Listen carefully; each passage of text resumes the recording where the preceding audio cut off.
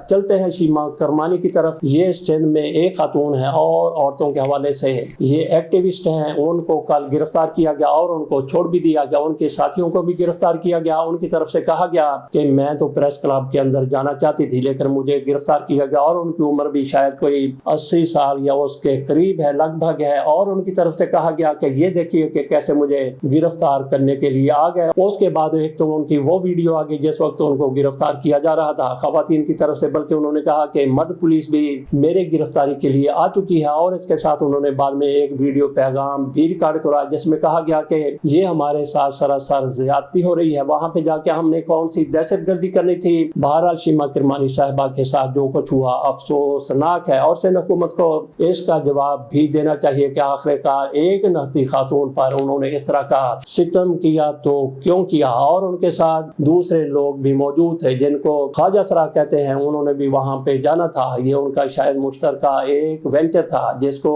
ناکام بنانے کی کوشش کی گئی یا پھر ناکام بنا دیا گیا۔